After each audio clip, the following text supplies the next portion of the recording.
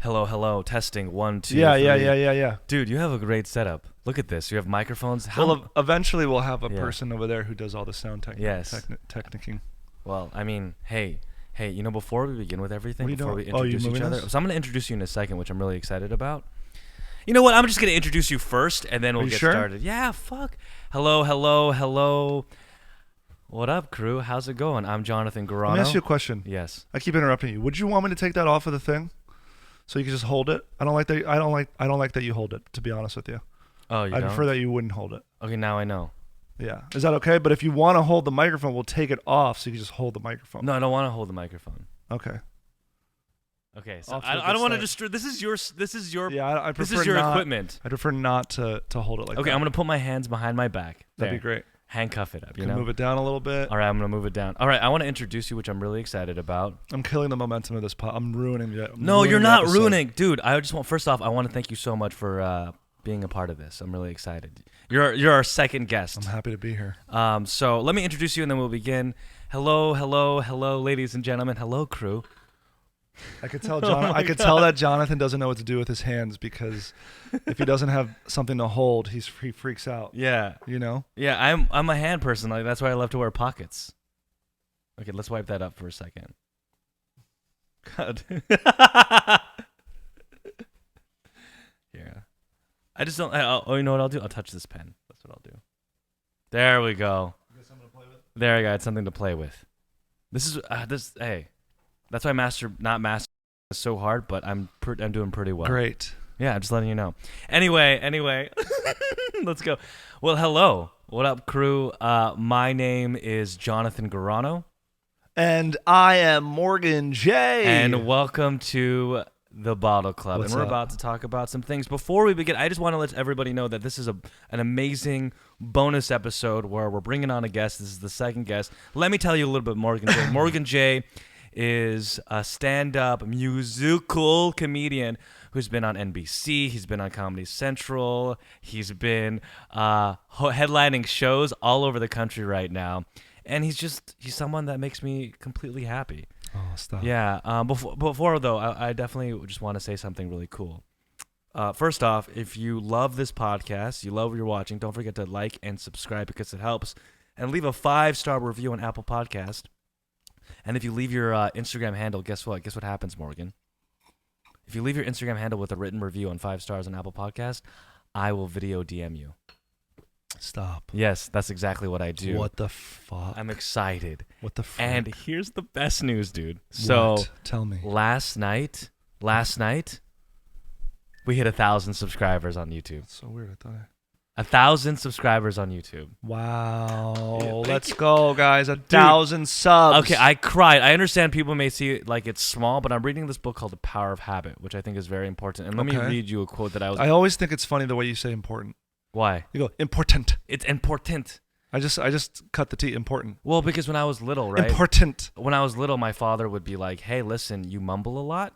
Mm. And so I would go and read a book out loud, and I would go slowly, like, hello, my name is I'll tell you what. Jonathan. Those skills Yeah. are important. Those are very important skills. Yeah. It's very congrats, important man. skills. Congrats. Thank you so much. Congrats I on mean, 1,000. well, see, you're a creator, right? And I definitely Some want would to get say. into So I don't. Well, let's say if this rings true to you, because I was on the toilet and this is where I read. And this morning I came up with this. I read this little passage and it was perfect. Mhm. And I want to get your opinion on it. Yummy. Here we go. Once a small win has been accomplished, forces are set in motion that favor another small win. Let's go. Small wins fuel transformative changes by leveraging tiny advantages into patterns that convince people that bigger achievements are within reach. Let's go. So you're someone that has I love that. you have 500,000 on TikTok, I love you that. have 20,000 on YouTube, and you're growing steadily. I don't know about that. I'm losing steadily at the moment. Right. But how do you keep yourself in gear so therefore in this like content creation world you're sane? Do you think this rings true? I think it does ring true, and I think those little small achievements, those small victories, those are just gasoline in the tank of your self-esteem, your engine to keep going forward, because it's so easy to just stop. It really is easy to stop. I still think I'm 14 years in and I still think about quitting. I thought about quitting the other day. I did Wait, that. 14 years in comedy and you're thinking, why? You're headlining shows, dude. You have a It's great just podcast this setup. lifestyle, dude. Explain. It's the instability, the constant having to have faith in what the future holds. It's because sometimes it doesn't come. But I at this point, I should have more faith and know that more things, because things do keep coming. So it's Right. like, I don't know why I get anxious about it. You know what I mean? But I think the anxiety comes from that fear of running out of things to create, running out of having deadlines and timelines, and having an audience of over 500,000 followers on TikTok and these other platforms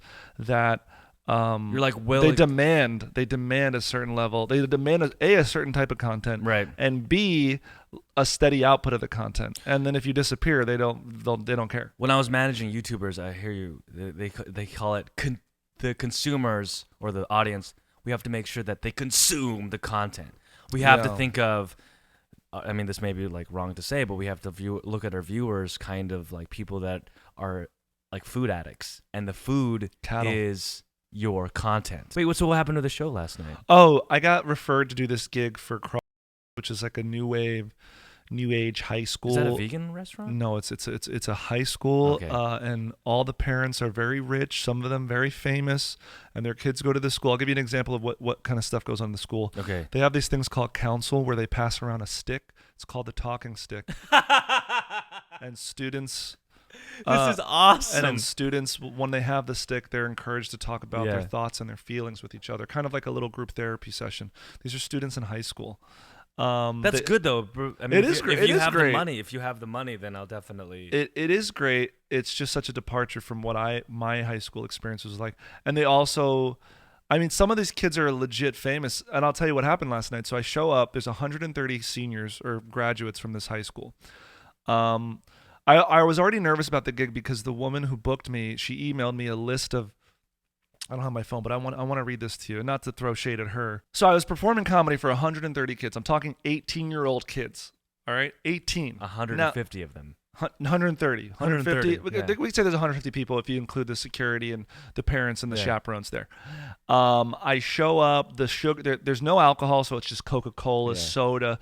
There's donuts. It's candy. It's like there's a graffiti wall. There's a DJ. It's somewhere. It's like right outside the Capitol Records building, overlooking Vine and whatever. Some part of the heart of Hollywood, right? Yeah. And I'm nervous, and I don't really get nervous for gigs anymore. But from what I remember, these teenagers are mean. Teenagers are mean. Bro. Not only are they mean, their rich parents are just as mean most of the time. So wait, you're playing this show and you got okay. I really want. Let me finish. Stop interrupting I'm excited. me. Anyway, I was nervous. The person who booked me sends me this email. She's like, "Hey, just gonna vomit out some ideas here that you could talk about: COVID testing, the nose scrape, PCR, all the hassle they had to go through, TikTok, mindless scrolling, being TikTok famous, TikTok dances, counsel, the stick thing, talk about the stick, talk about leaving home, talk about what it's like growing up in LA. I'll get more ideas for you." So imagine this. She sent me this a week before the gig last Friday. This is horrible. No, it's not horrible. No, it's just like she doesn't know better. Dude, it's like a client telling you what to do. Let's just put it this way. Let's say they hired like, a legitimate band, like a band, and 6 days before the event they emailed and they were like, "Hey, we'd love for you to do songs about this. Can you write a full set of songs?" That's why I'm saying that's horrible for this. So that's where like I was already nervous about it because like it was already very demanding and like if this is not the first time this has happened. Like I did well, let me finish it. So I get there. They gather. First of all, I was very impressed because they gathered all the students and they sat on the floor like Indian style, like straight out of high school. I went up there. I did a 5 to 10 minute set. I just did crowd work. I pick on a girl in the front row with her girlfriend. By the way, everybody under the age of 25 is bisexual. At least, well, statistically, like 1 out of 6. Yeah. So, I like it. So, So I'm doing crowd work with her. Her name is Iris. I have no idea who she is. I'm also like trying to do crowd work and just like make this about them because they don't want to hear my material. It's like their last day of school. Why do they want If some you 30 talk to a kid and they laugh and she's popular, then everybody will laugh. You know what I mean? Yeah. So Make it about I them. do my set. It goes pretty well. I kind of ended in a medium spot. Mm-hmm. The first half was great, and then one of the teachers comes up to me. It's like, it's so funny you picked on Iris. You know, that's Judd Apatow's daughter. And I go, what? She's like, yeah, that's Judd Apatow's daughter. Oh no! So then dude. I'm standing by the elevator getting ready to go, and she comes up to me with her girlfriend. And what I said was, so you guys are dating, where are you going to school? And she said like New York, and the other girl was going to like USC. Right. And I was like, long distance, I don't know, that's not gonna work. I don't know. Like I made some joke about like shit. So anyway, she came up to me afterwards. She was like, "Hey, you did a really great job." And I said, "Oh, thanks so much." Yeah. I was really nervous. She was like, "Don't worry, everybody here is high." And I said, "So am I."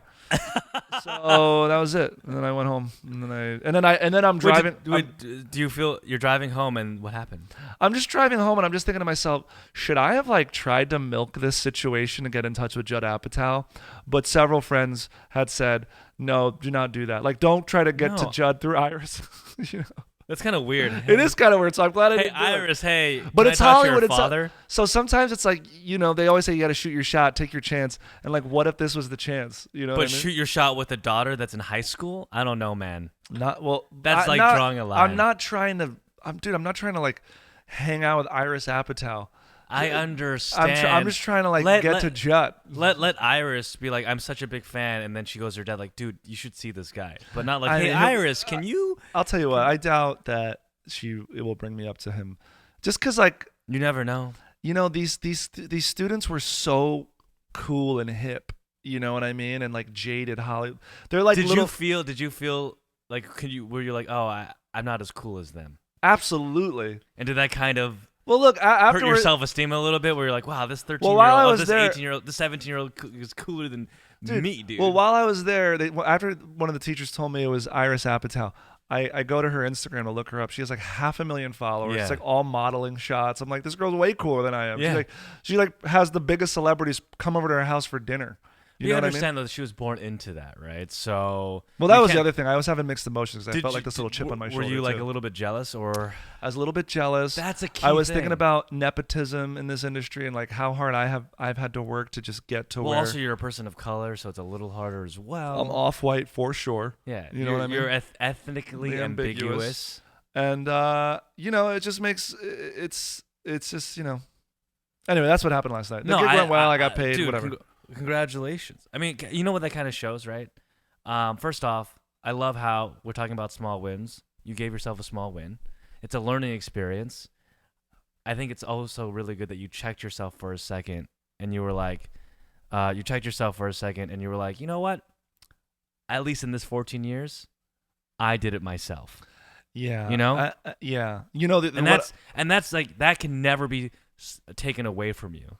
I know. I was watching this thing from. Sorry to interrupt. No, it's okay. I was watching this thing from Venus Williams. Okay. When she was doing this interview, and they were like, "How do you deal with people that are younger, that are successful, and also how do you deal with like the reporters and the critics that come after you?" And she goes, "Everyone has their own journey. That's number one. And number two, I'm giving it all I got, and I've competed with the best of the best. So now that I know that I am there, I can do it again."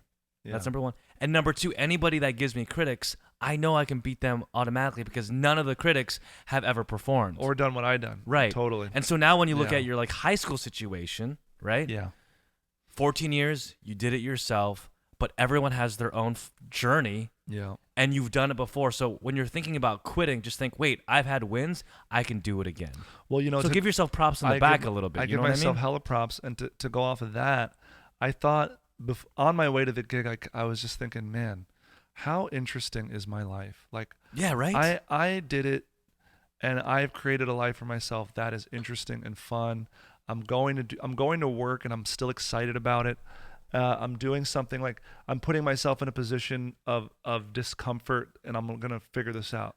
You have stories to tell. I was talking about this with a friend like 3 months ago, because I'm like, yeah, you could travel the world.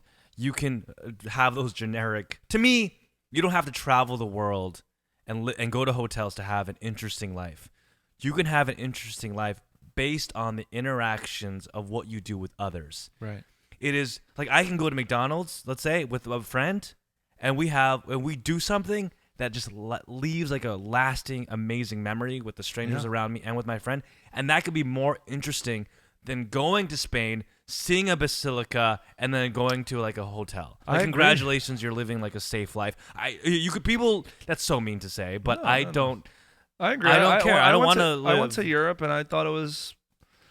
I went. I did that 2.5 week trip. I did London, Paris, Amsterdam, and I just felt like, I don't know. I didn't need to do this, and I was upset that I didn't perform for 2.5 weeks. Like I feel like I would have enjoyed the trip more if I had shows to do each night. I don't know what it is. No, It's that's like, the same way. Like when I went to España and France and Monaco España. in 2017, the times that I had fun was when something disruptive happened during the process, and then through that discomfort, I learned more about myself. And that last I'm not.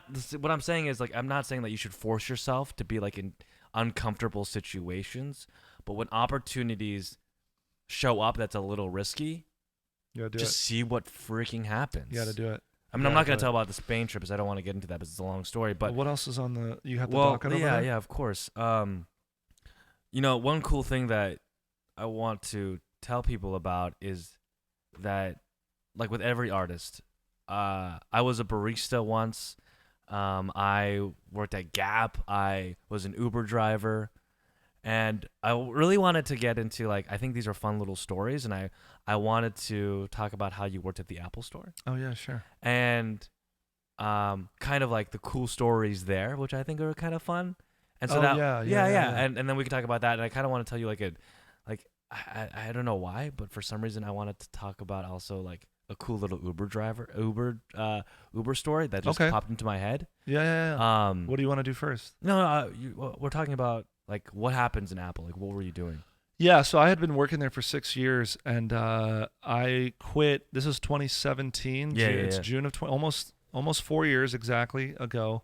And for like the last 2 to 3 years of my job, I was giving people discounts. Like anybody who walked in the store, I just was like, what? Giving them discounts. Why? Yeah, because so you just go in, you're like, hey, you get a discount. You're like Oprah Winfrey. No, yeah, like I just saw families really struggling to buy stuff for their kids, and people they needed this or that, and the stuff there is really expensive. So I was just like giving them discounts, and towards the end of my tenure there. My tenure there. At Apple. A coworker who, and not even a manager, a coworker, like in title, I guess she was like slightly above me, but she wasn't a manager or anything like that. Yeah. She came up to me after my shift, and also God bless y'all working a job where you use the word shift in it, because it ain't if the word shift is in your job, I know you guys, it ain't clock it ain't in, clock out. Yeah. So but you can be shifty. Yeah. And take some of the resources that you want. Sure. But anyway, go on. You can embezzle money from your company if you no. I did. So my coworker comes up to me and she's like, Morgan, did you give those people a discount? And I was like, yeah, I did. And she was like, why? And I was just like, as I told you, I was like, because this shit is expensive.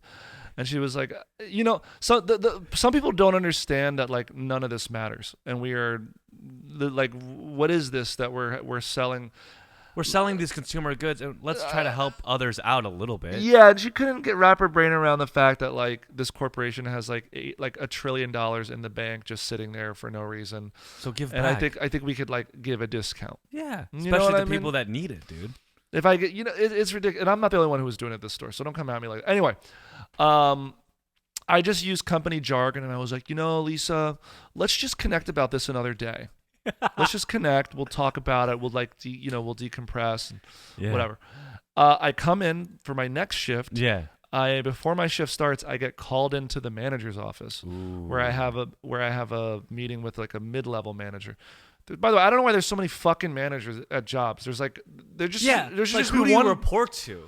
I don't know, dude. It's So you got to talk to the director, then the director talks to the CEO, then the CEO can talk to you, and they can kind of confuzzle the situation. So she sits me down and she's like, "Can you walk us through some of your transactions the other day, like at the end of the shift?" And I was like, "Oh yeah, I was just helping some customers. And I'm using company jargon again. Yes. I'm just trying to surprise and delight the customers. So I hit them with a discount." And then she was like, dude. "Yeah," she was like, "Well, you got to see a manager for that to get approved." And I said, "I know, but you guys are so busy on the floor all the time, on the sales floor. I don't want to bother you with stuff like this. I just wanted to take care of it on my own." And they were like, okay, well, listen, why don't you go? We're gonna have to probably revisit this, and so yada yada. 2 weeks later, I have another meeting with the highest manager. Okay, so the director of management. Okay. And then like the store leader or something, right? Yeah. And then she's really chill, and she's kind of asking me questions, coaching me through these things. It's like this is the parameters. This is what you're supposed to do. Yeah, she's like, so walk us through like what, say yes or like yes, no. Like she was just like, I'm just trying to help you out here because they're going to investigate your transactions. They have to investigate you? They said they're going to investigate me. Yeah. So I am like, okay. So immediately I walk out of the room and I just put my 2 weeks in, and I'm like, I'm out. I'm done. Oh, wait, why didn't you want to get fired so you get unemployment? I may not have gotten fired. I could have gotten like prosecuted or something. That's why they were going to like investigate me and see what I was doing. Oh, for a discount? I was giving discounts. I'm so sorry about that, but good on you for helping the world out. So you think that doing the 2 weeks notice was the best decision rather than... Well, it was a scary decision. I put in my 2 weeks notice as soon as I got out of that meeting. And it was a scary decision because I had recently signed with a college agent. And I didn't know if I'd be touring a bunch after this or how many schools I would book. And so I took out a $5,000 loan. Damn. To help me, and then I was doing odd jobs like see, guys, this is what you have to do. So I was doing odd jobs. I was doing TaskRabbit. I did TaskRabbit too. I did Uber Eats for a second. Never did. I just did Uber.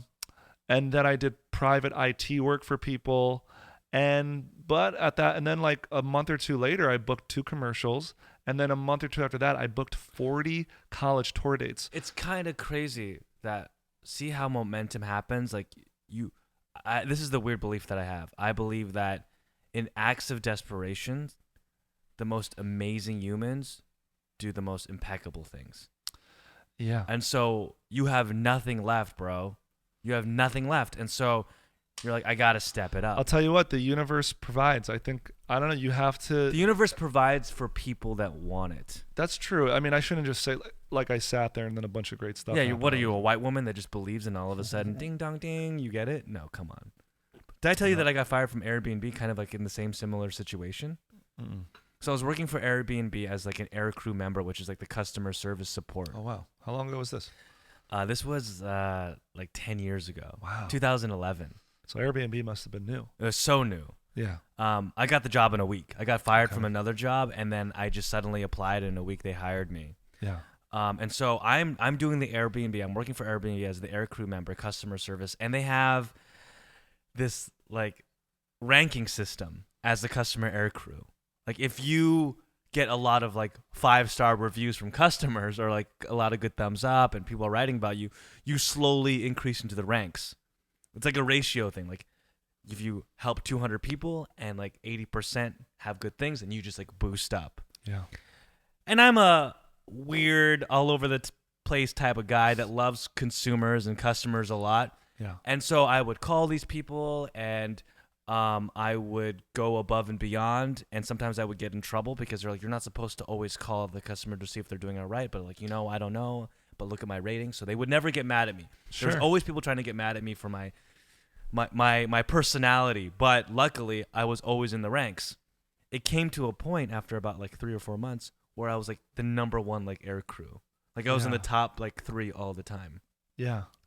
So this is what they did. They sat me down and they're like, you know what? You're doing really good as an air crew. We're going to give you the ability to make coupon codes for people. So like when you sign up and do an Airbnb, there's like a little, coupon code, and then you can type it in, and then you get a reduction of prices. Yeah. It's like Honey, like the app. Yeah. So we're not sponsored by them soon, though. So they gave me that ability, and in the first month, they checked back, and I gave away $20,000 worth of coupons to, like, customers. Yeah. And they sat me down, and they're like, Jonathan, you just can't do that. Why can't you? And I was like, oh. Well, how much money were you giving off? Were you giving like full free stays to No. people? Like I would give away, like I would give like if they're like a new person or if someone was having like a difficult time because some Airbnb host, not always a good time. Yeah. And so if someone's having an issue, I'd be like, hey, here you go. You know what? For your next day, here's $30 or here's $50 or if it's a big thing, I'm like, here's $200. Oh wow. Okay. And in the first like month and a half, it ranked up to about $20,000. I mean, I know it's it's a my $1 company, dude. I don't. And so then This isn't a so time. then to get boom, cheap. I got let go. This isn't a time for companies to get cheap, dude. You see what's happening now? They have a hard time hiring people. It's out of control. So Don't that's get me started. America economy. So that's like my if Airbnb is listening, I want to let you know that I don't use Airbnb the anymore. CTO Brian Switzko, love you, dude. Love your jackets. If you're ever listening to me, I did a magic trick to him Does once. he still work there? Yeah, he's the CTO of Airbnb. Chief Technical Officer? Yeah, he's amazing. So wait, Uber Eats. Do you have any cool little? No, I'm trying to think of what other stories. Well, I have. I mean, what did I send you in the pre? Well, can I tell you? There's something on my mind that I'd like to tell you about. So some listener was like, "Hey, you used to work for Airbnb because I showed them the the Weekend video, where like I met the Weekend through Uber and also the Chainsmokers." So they were like, "Hey, do you have any like weird Uber stories?" And I was like, "Okay, if you really want to know." And there's this one thing that I'll never forget. And maybe you can help me out, like what you think about it, because I don't know, maybe like a really racially insensitive, but who knows? So it's 3 a.m. in the morning, and I'm driving Uber because I want to work 12 hours a day. I want to make that money. Ooh, it's 3 a.m. And I get this notification. I'm like, okay. I hit it, and I start driving, and I kind of get a little scared because it's late at night. It's 3 a.m. in the morning, and I pull up to this cul-de-sac, and right in the middle, a what? A cul-de-sac. A cul-de-sac. It's where like there's no. No, I know what it entrance. is, but the way you said it. Yeah, cul-de-sac. Cul-de-sac. Cul-de-sac. Sure. Okay. It's cul-de-sac. I went to a ice cul-de-sac where they sell ice cream. Cul-de-sac. Cul-de-sac. Immigrant. It's almost like it's almost like you're singing a cul-de-sac, cul-de-sac, cul-de-sac, cul-de-sac. It's I'm kind of like saying like coleslaw. Cul-de-sac. Cold duck slack. Go ahead. Finish your story. So you weirdo. So I'm driving into this cul-de-sac, and all of a sudden I see this woman all dressed in white right in the middle of the street. Nice. And I'm thinking to myself, oh my God, this is the day that I die. This is the day where this woman is not a woman, and she's probably a ghost, and I'm going to get slaughtered. But anyway, I pull down my window, and I go, Rachel? And she goes, Jonathan? I'm like, yes. And she's like, all right, I just want to let you know that someone stole my laptop, and we have to go chase him. And then she goes, ladies, ladies, ladies. And 3 of her friends just like pop out of nowhere in pajamas. And they're like, get in the car, let's go. Love it. And then she gets in the car, and she's like, by the way, before you drive really fast, just know that all of us are on cocaine right now. Wow. So please be careful. And I'm Love like, it. okay, let's go. And I start driving, and I'm like, wait a second. How do you know where the laptop is? And she's like, she takes out her phone. She's like, I have the laptop tracker from Apple. Okay. And I'm like, all right, let's go. So we're driving, and I'm driving, and we get to this, after about like 25 minutes, we get to this house. Yeah. So it's like 3:45 a.m. in the morning. The women are all there, and like, I think that's the house where the laptop is. Shit. And I'm like, okay, so what do we do? What do we do? What do we do? You drop them off, and you get the F out of there. That's not your responsibility. Well, remember how we talked about like life is about discomfort? Yeah. This is a story that I want to be a part of somehow, Okay. I mean, that's kind of like dangerous, but Tell me still more. like, so she goes, okay, remember, so here's the thing. The woman in the front is Rachel. She's white.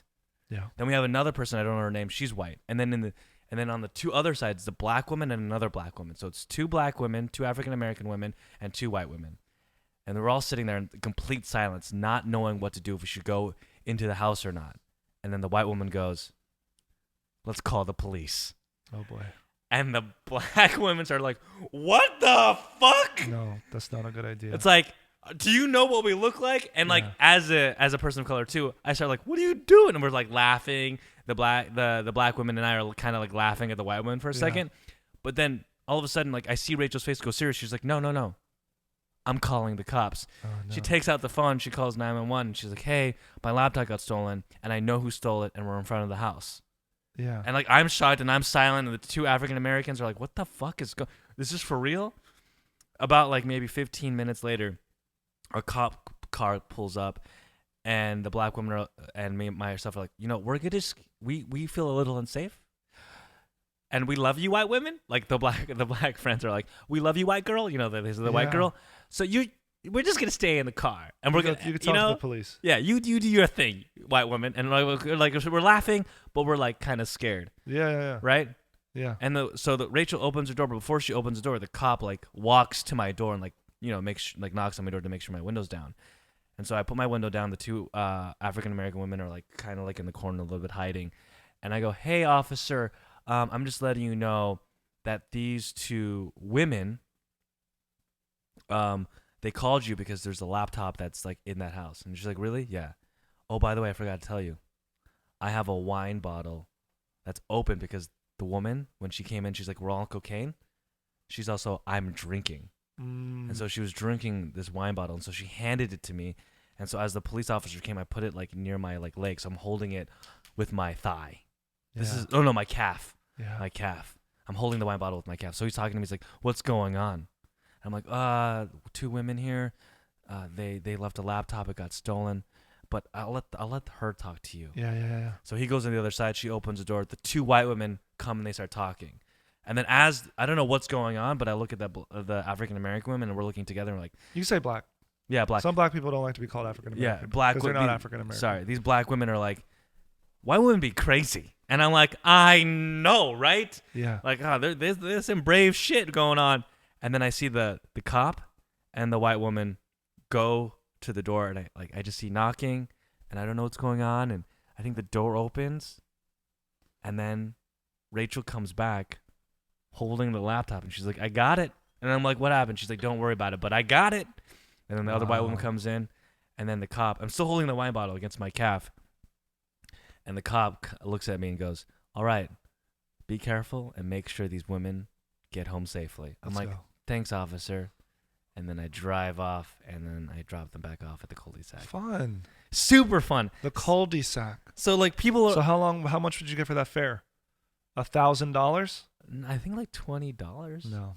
Like impossible. $20 Doesn't the fare keep going when you get to the location? I don't remember the fare. I just remember okay. the story. Okay, for sure. I think maybe it was a $20 tip. Whatever. It's all good. It's all good. Like I don't know. It's all right. It's a good story. Yeah. That's. I don't know why I want to know that detail, but well, I don't remember that detail. You know. Maybe $80. I don't know. Who knows? Don't try to make it up. It's okay. I don't want to like. Don't lie. Just you don't know. You don't know. You don't know. Because if I listen, I don't want to like say any like. You don't know. You don't know. If I say anything like misinformation, I'm fucked. It's okay, Yanni. You know, Yanni, it's okay. So, in the Bottle Club, we're all about dating, which is kind of cool. Yeah.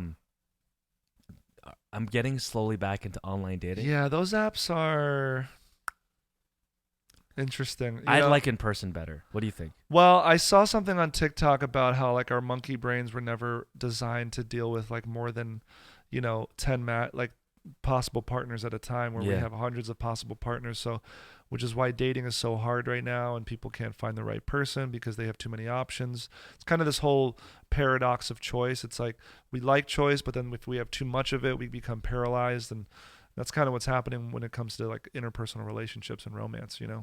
So, how did you meet your significant other? I met her at the Apple Store.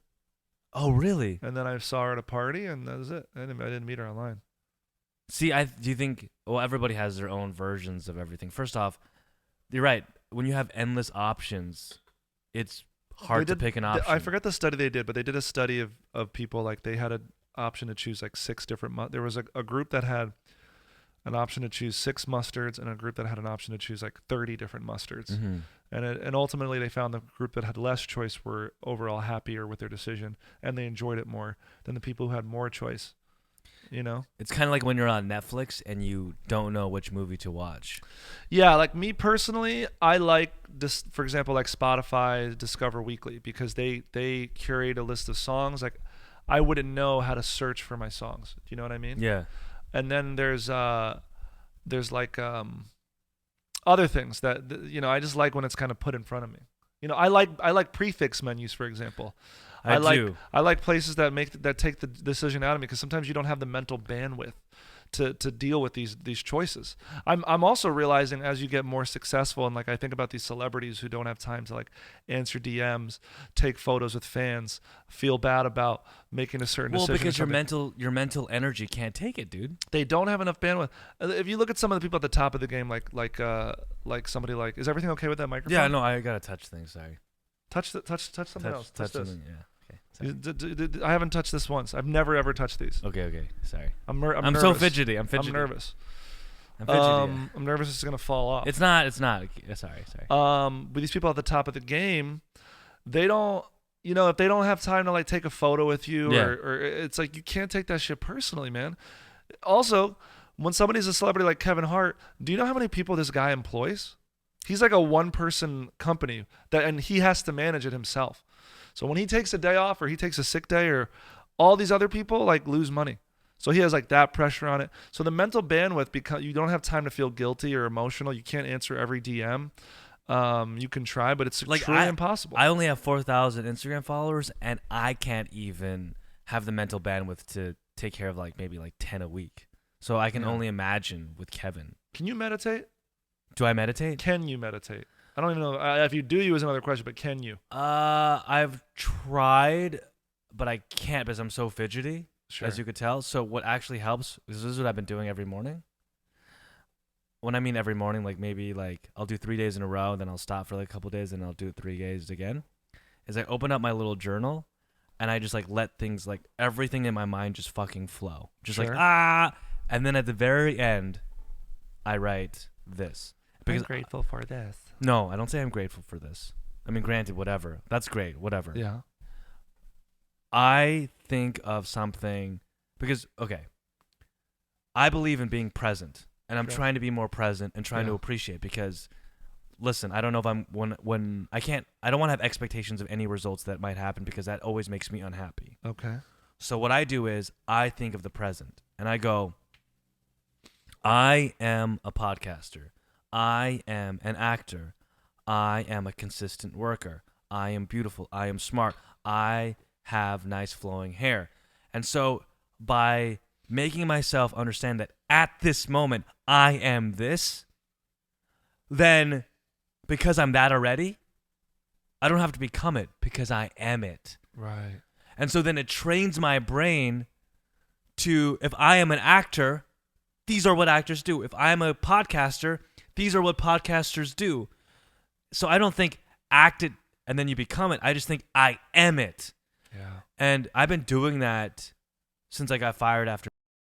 And ever since then, doing the I am this, holy shit, dude. Yeah. I am happy. I'm not gambling. I'm not masturbating. I'm just like working. Yeah. Right? I'm doing like not my vices is what I'm saying. Yeah. And I'm able to appreciate like the small wins more so than having that pressure and that expectation that I need to always hit these. So if you're listening, crew, and you're thinking about the job that you're doing, let's say you're a barista, or let's say you're working in finance, whatever it may be, or you're a college student, go, I am a successful college student. I am someone who studies.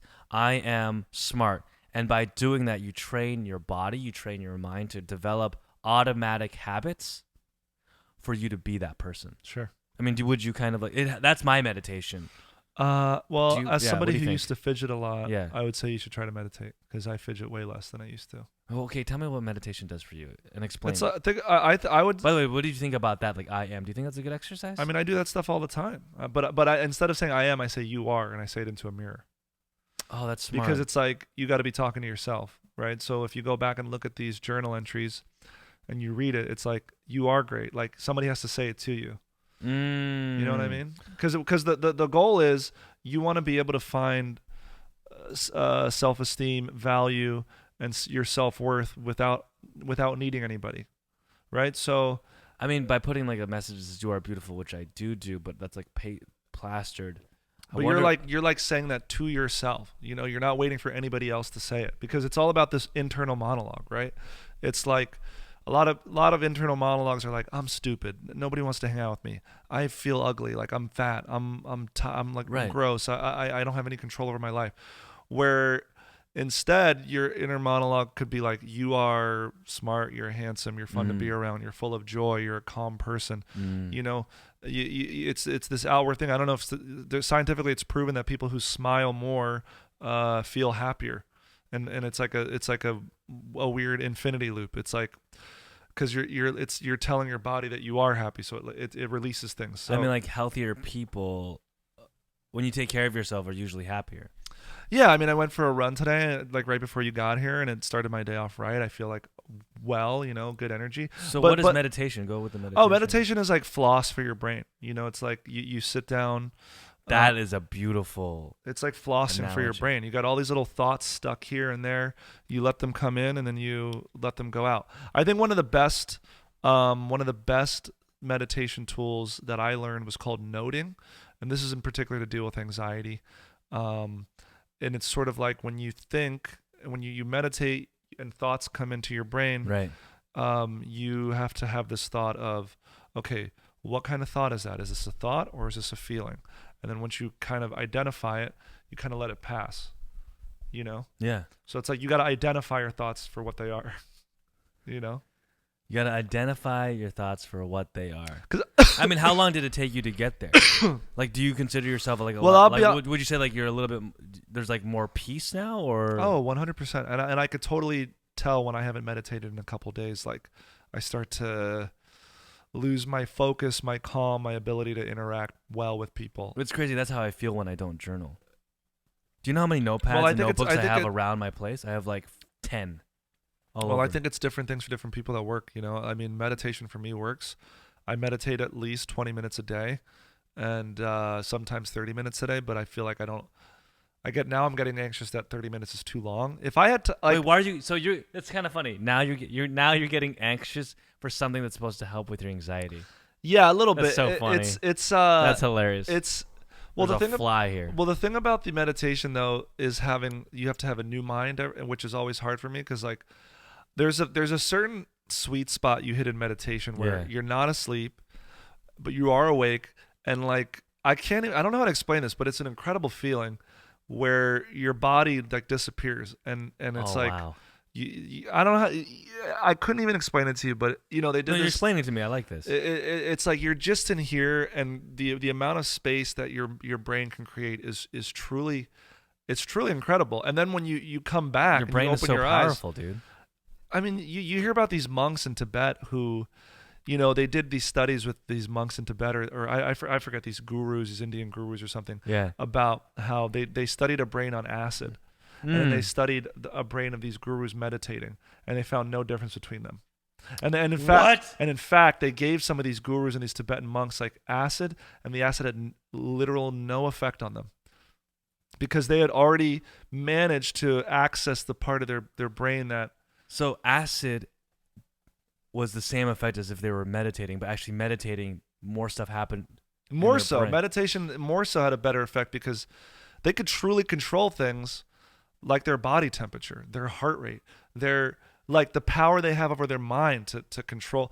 And I truly believe that we have the power to shape consciousness and, Yes, and, we and do. the reality around us. There was this other study, listen to this one, about a plant that was in a dark room, Yeah. and there was a light that shone on the plant randomly, like throughout the day, and somehow the plant managed to grow by some weird miracle. It like the light more and more just like true. randomly shone on the plant, and so which leads me to believe that, and I truly believe there is like an energy in the universe that, and we sense it when Yeah, you're in we a room. sense it. We There's sense no it. way you can't sense it, and we have the ability to like will things to us. Now, obviously, like with we have like to work at it, but yeah. well, outside of like systemic racism and prejudice and things that are put in place to keep people down, I agree. obviously it's like we can't like will ourselves and just manifest ourselves out of like systematic racism. Like that's another thing. Yeah, I don't like when a lot of white people say that to me. It's like, oh, you just will it and it won't happen. Like, it doesn't, Jonathan, don't think about racism because the more you think about racism, the more you think about racism, the more that'll happen. I'm like, yeah, I'm a very positive person, but like, bro, like if someone puts me down for being Asian, I can only take that so much, you know? Yeah. So, and I agree. Oh, so, actually, can I do the plan example where you're talking about the light? Think about it this way, right? So they did this like study where they have a set of plants on one side in a room with the same light, same temperature, everything, and they have a set of plants on another room, same light, same everything. So they have these two separate. I love where this is going. I just have a feeling I could keep going. So they have two separate isolated plants. Okay. And in one of the plants, they say negative comments to it every single day. Oh my God. Like, you are a worthless plant, you're nothing, nothing, nothing. And on the other plants, they say all these positive things like, you're great, you're beautiful, you're amazing. Remember, same resources, same light, same everything. The negative plants, they end up not growing to its full capability and started dying. Wow.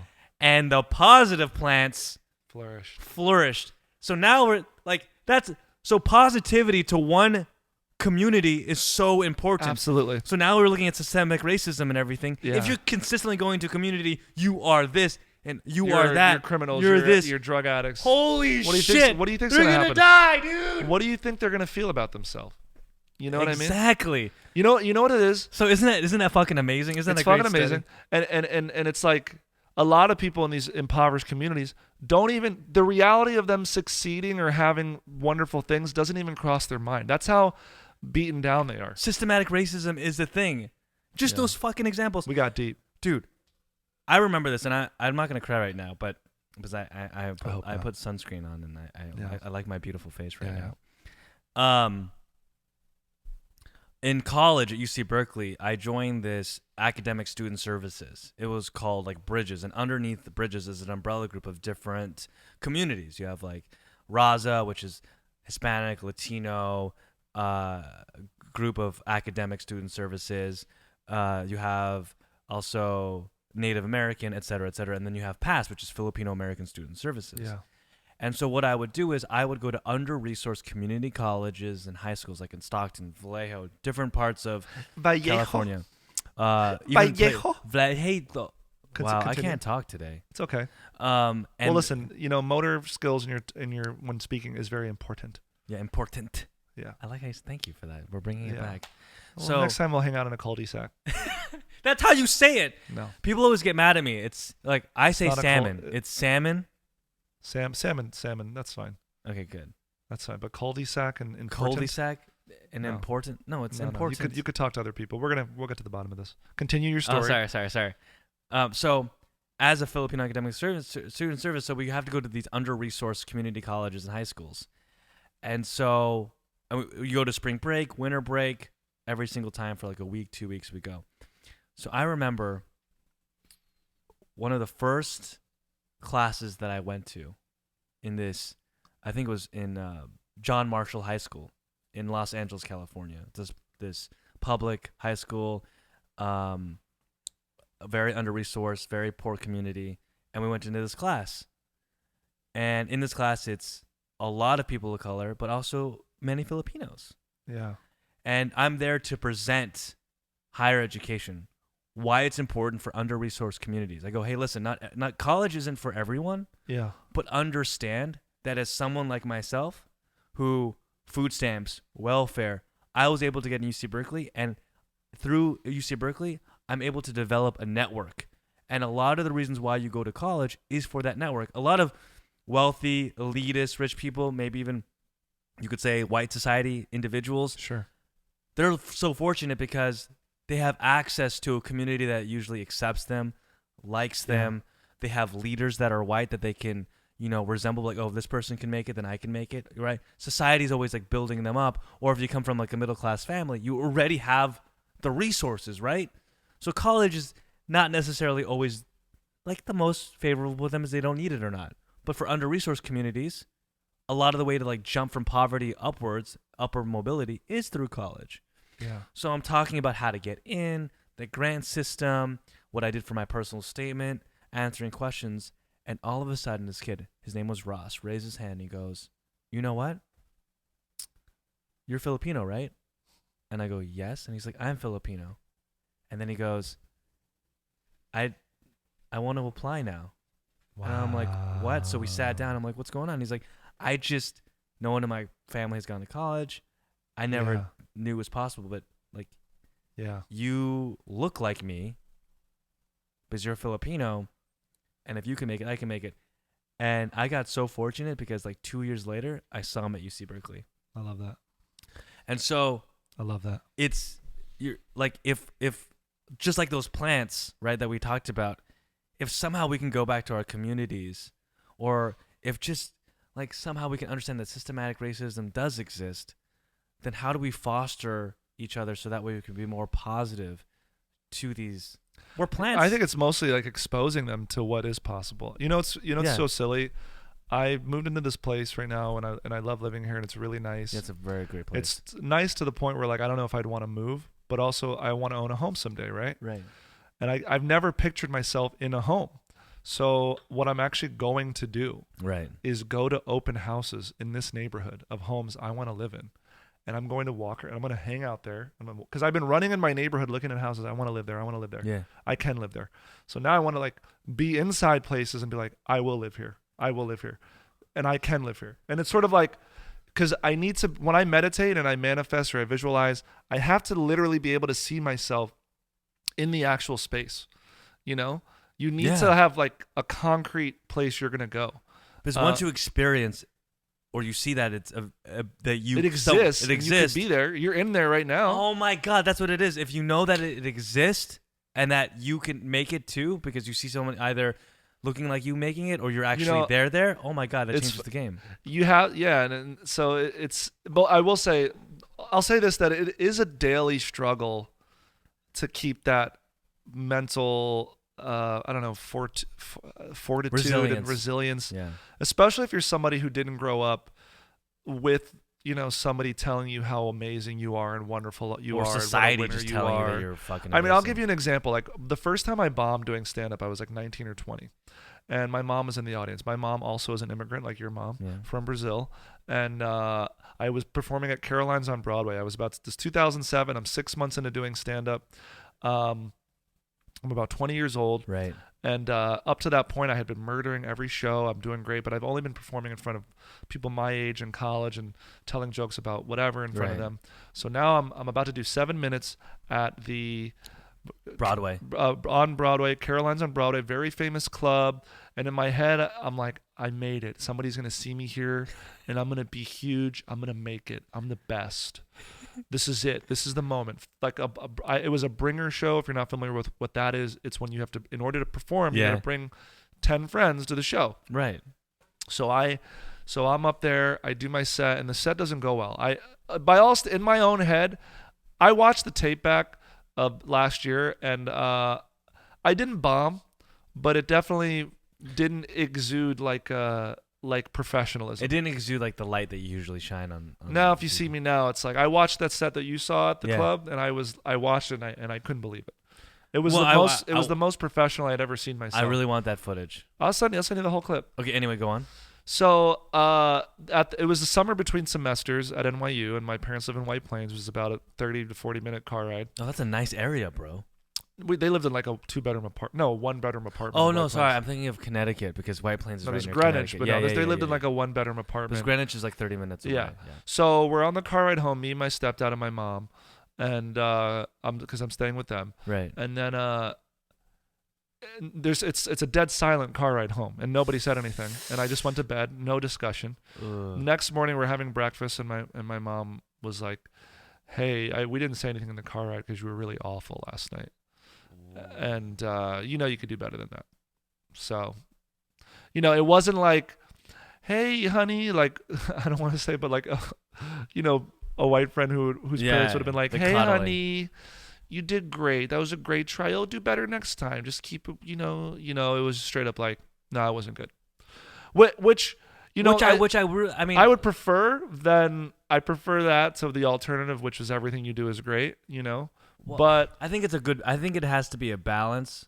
Like I've decided because my father and my mother never really said out. wait, I'm gonna show you something. My mom. So that show that you saw, the thing, right? That you said was so great. Yeah. I videotaped it. I sent it to my manager, and I sent it to my Your mom. mother.